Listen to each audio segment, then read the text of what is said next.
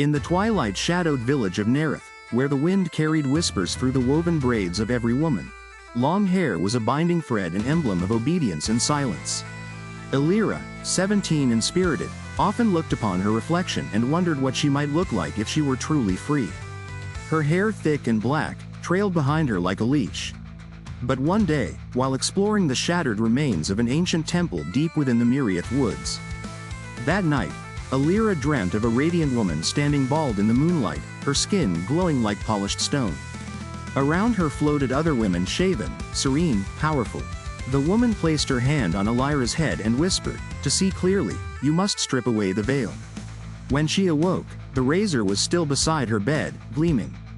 Confused and shaken, she sought out the village healer, only to be met with a hush and an averted gaze.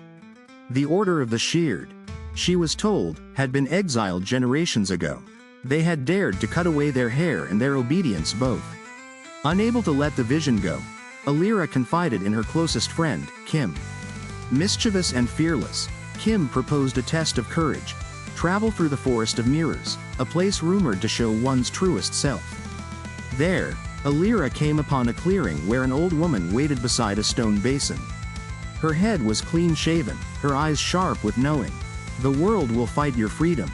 Elira ran her fingers through her hair that night, torn between the weight of tradition and the call of her own path. Eventually, her decision came not in fire or fury, but quiet resolve. At the basin the next dawn, she pressed the silver blade to her temple and watched a thick lock fall into the water. One after another, strands slipped away, revealing skin beneath. With every swipe, she shed expectations, fear, shame. When it was done, she saw herself truly for the first time. Her scalp glistened in the sun. She was not empty, she was radiant. Her return to the village sparked awe and uproar. Some called her cursed, others, inspired. Elders tried to silence her, but younger girls began cutting their hair in secret. Whispers turned to chants, hidden razors passed from hand to hand. A quiet revolution began beneath kerchiefs and scarves. But not all welcomed the change. The Council of Braidkeepers, the guardians of the old law, saw Elira as a threat. She was summoned, bound in ceremonial vines, and ordered to renounce her act. Instead, she stood before them, bareheaded and defiant. "I will not carry the weight of false virtue on my scalp," she said. Her punishment was exile. Yet outside the village, Elira found others like her, nomads, priestesses, warriors, each having taken the right of the sheared. Some had shaved their heads in grief, others in defiance, some in pursuit of vision.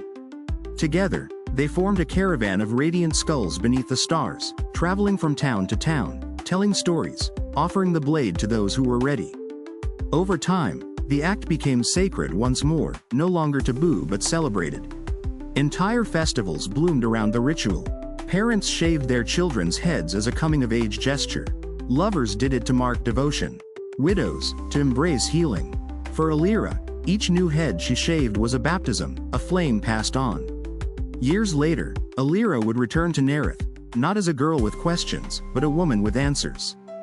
Through courage, through the quiet stroke of a blade and the roar that followed in the soul.